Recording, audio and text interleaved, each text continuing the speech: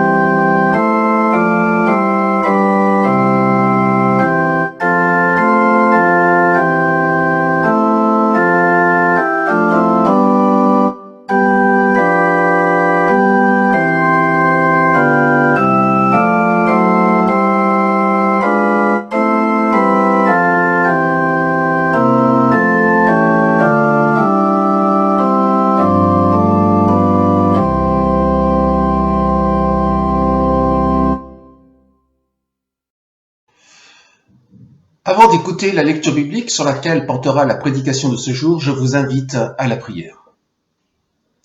Oui, Dieu notre Père, accorde-nous ton Saint-Esprit, que ta parole soit pour nous bonne nouvelle, qu'elle soit la source de notre joie, qu'elle nous permette de vivre toujours mieux, comme des enfants de Dieu. Amen. La lecture sur laquelle je vous propose de méditer aujourd'hui se trouve dans l'épître de Paul aux Romains, au chapitre 12, les versets 9 à 16. Romains 12, les versets 9 à 16. Que l'amour soit sincère. Fuyez le mal avec horreur. Attachez-vous au bien. Que l'amour fraternel vous lie d'une mutuelle affection. Rivalisez d'estime réciproque. D'un zèle sans nonchalance, d'un esprit fervent, servez le Seigneur. Soyez joyeux dans l'espérance, patients dans la détresse, persévérant dans la prière. Soyez solidaires des saints dans le besoin, exercez l'hospitalité avec empressement. Bénissez ceux qui vous persécutent, bénissez et ne maudissez pas. Réjouissez-vous avec ceux qui sont dans la joie, pleurez avec ceux qui pleurent. Soyez bien d'accord entre vous. N'ayez pas le goût des grandeurs, mais laissez-vous attirer par ce qui est humble. Ne vous prenez pas pour des sages. Seigneur, ta parole est la vérité, sanctifie-nous par ta vérité. Amen. Chers frères et sœurs, enfin un texte qui nous parle de choses positives dans un monde en crise dont l'ambiance en ce moment est plus que morose et donne l'impression d'un sauve-qui-peut généralisé.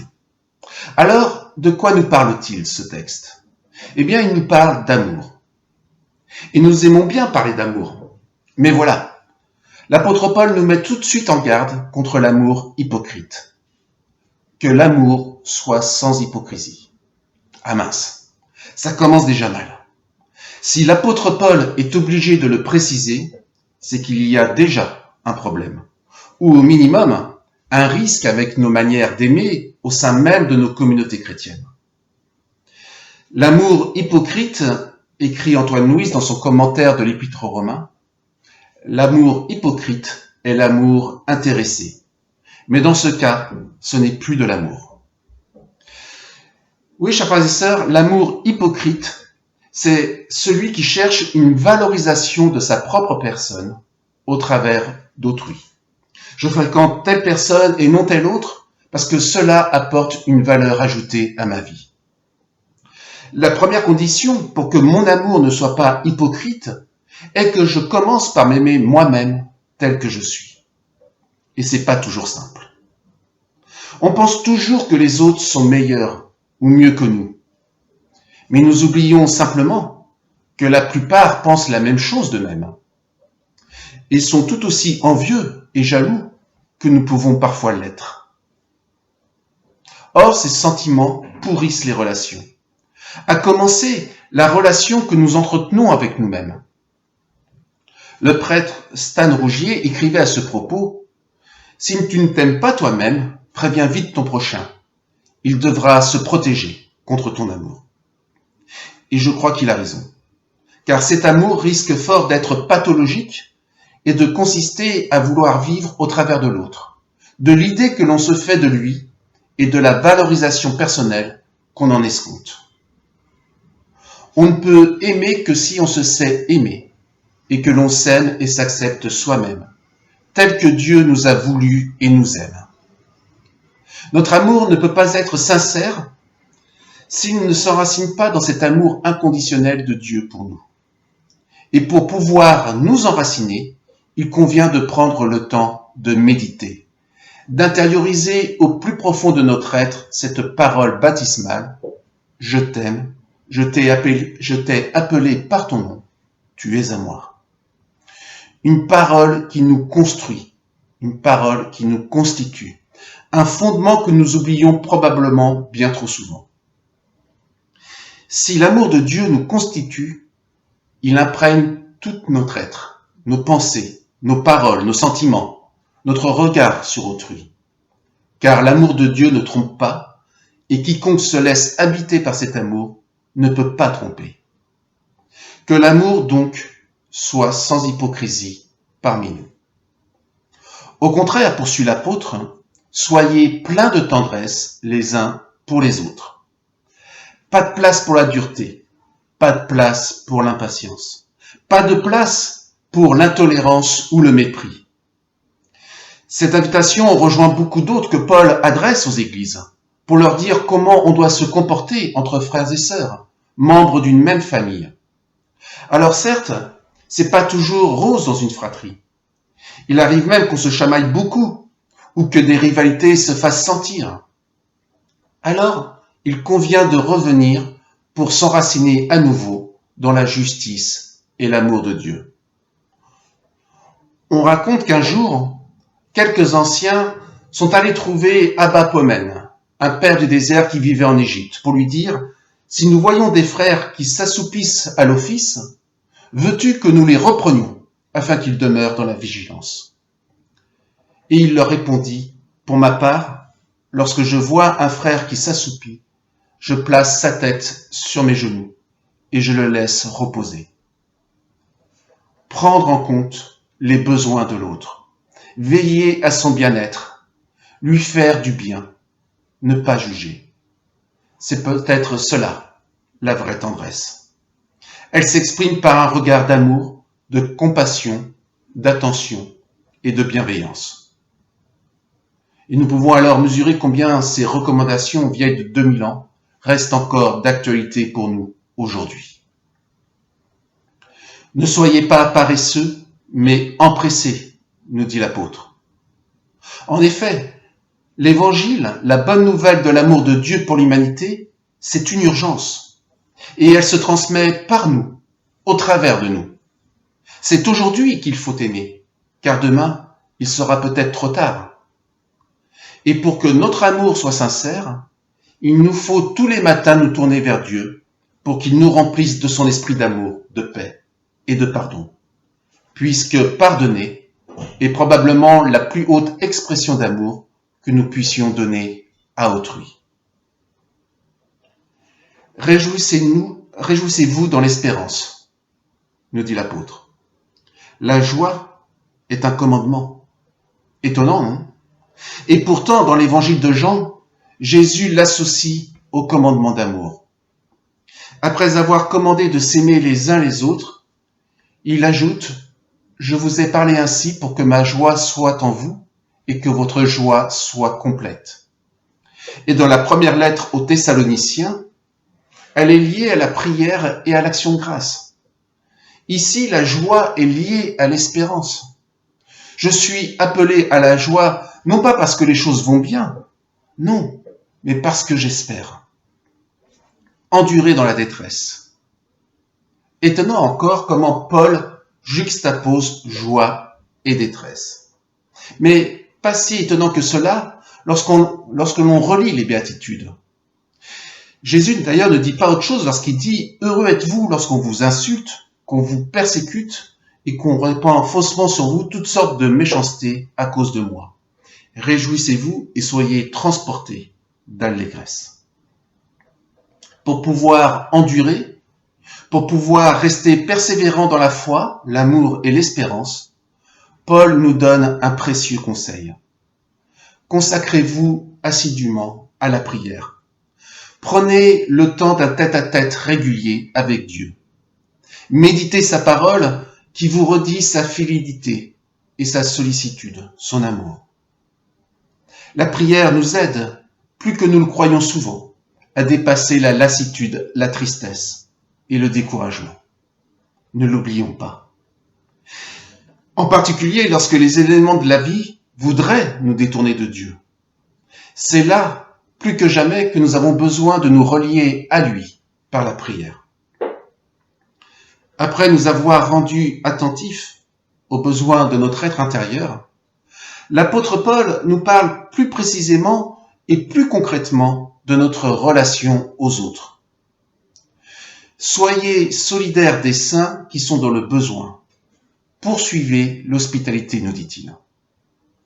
C'est une parole salutaire pour nous qui tournons souvent tellement autour de notre propre personne et de nos petits soucis. Au lieu de voir que dans le monde, tant d'autres chrétiens sont dans des situations bien plus difficiles que nous, que ce soit économiquement ou spirituellement, n'ayant pas la liberté que nous avons. Et le corollaire de cette solidarité est bien sûr l'hospitalité accordée à ceux qui viennent frapper à nos portes. Accueillir est une façon d'exercer la solidarité. L'hospitalité est une belle vertu qui nécessite une disponibilité spirituelle. Accueillir parce qu'on a soi-même été accueilli. Accueillir au nom de Dieu qui nous accueille tels que nous sommes. Il est d'ailleurs intéressant de noter qu'en français, le mot « hôte » signifie à la fois celui qui accueille et celui qui est accueilli, comme pour nous dire qu'aucun n'est plus important que l'autre, mais que ce qui se joue et ce qui est important, c'est la rencontre. Accepter de rencontrer et de se laisser rencontrer, sans préjugés, nous dit l'Épître aux Hébreux. Il en est qui, en exerçant l'hospitalité, ont à leur insu logé des anges, nous rappelle cet épître. Selon un commentaire rabbinique, le plus grand mérite d'Abraham n'est pas d'avoir été prêt à sacrifier son fils, mais d'accueillir 3 étrangers de passage aux chênes de Mamré. L'hospitalité est prioritaire par rapport au dialogue avec Dieu, puisque Dieu se laisse toujours rencontrer en l'autre. Alors, c'est vrai que nos expériences de violence, de troubles sociaux et de terrorisme nous rendent de plus en plus frileux vis-à-vis de ceux qui, aujourd'hui, frappent aux portes de l'Europe. Et le verset qui va suivre nous pose probablement encore plus de problèmes que celui qui parle de la nécessité d'exercer l'hospitalité. Bénissez ceux qui vous persécutent, rajoute l'apôtre Paul. Il ne fait que reprendre là ce que Jésus lui-même disait dans le Sermon sur la montagne. Bénissez ceux qui vous maudissent, faites du bien à ceux qui vous détestent, priez pour ceux qui vous maltraitent et qui vous persécutent. Bénir, c'est dire du bien, alors que maudire, c'est maldire, dire du mal à l'autre, du mal de l'autre. Pour les Juifs, le Talmud recommande de dire 100 bénédictions par jour. Effectivement, ça évite de dire bien du mal et des bêtises. Mais n'oublions jamais que les paroles ont un pouvoir.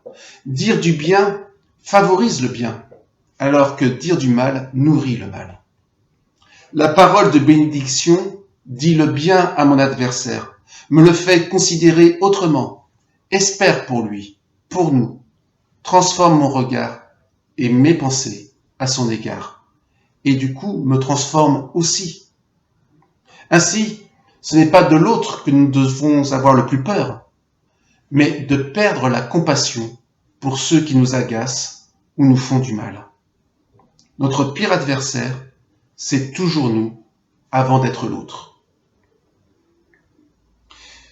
Et l'apôtre Paul enchaîne, « Réjouissez-vous avec ceux qui se réjouissent. » Voyez-vous, la foi ne nous fait pas sortir du monde. Elle nous appelle au partage des rires, mais aussi des larmes.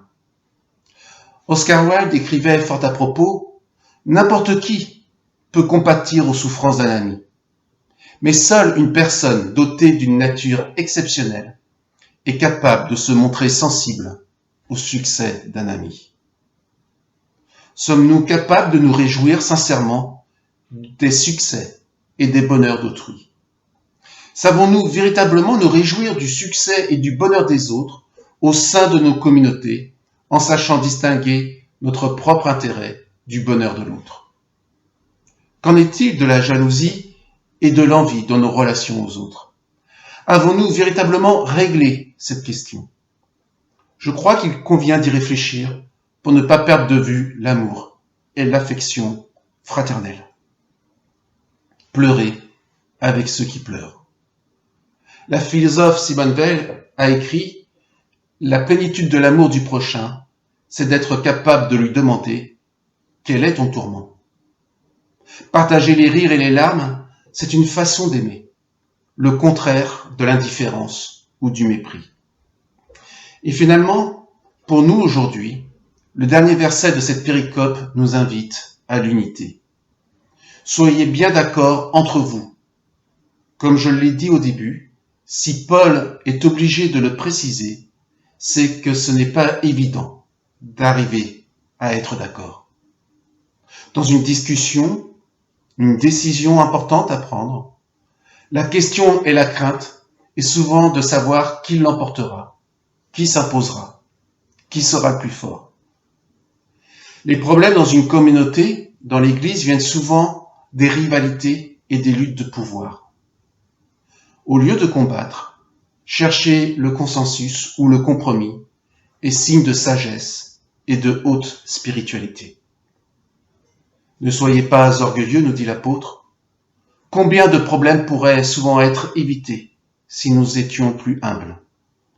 Une belle démarche d'humilité consiste à élever les autres au moins au même niveau que soi, plutôt que de vouloir les humilier ou les écraser. Et l'apôtre Paul rajoute un verset en disant « Ne vous croyez pas trop avisés ». Autrement dit, ne vous prenez pas trop au sérieux. Sachez relativiser. Ne mettez pas sur la balance pour peser de l'or. Ne mettez pas tout sur la balance pour peser de l'or. Mais comptez sur la sagesse de Dieu, qui est folie pour les hommes, comme le rappelle l'apôtre Paul. Alors, oui, acceptez parfois d'être un peu fou, en aimant et en sachant pardonner, là où d'autres seraient prêts à en découdre pour sauver leur prétendu honneur ou privilège. Car cette folie de l'amour est bien plus sage que la sagesse des hommes. Amen.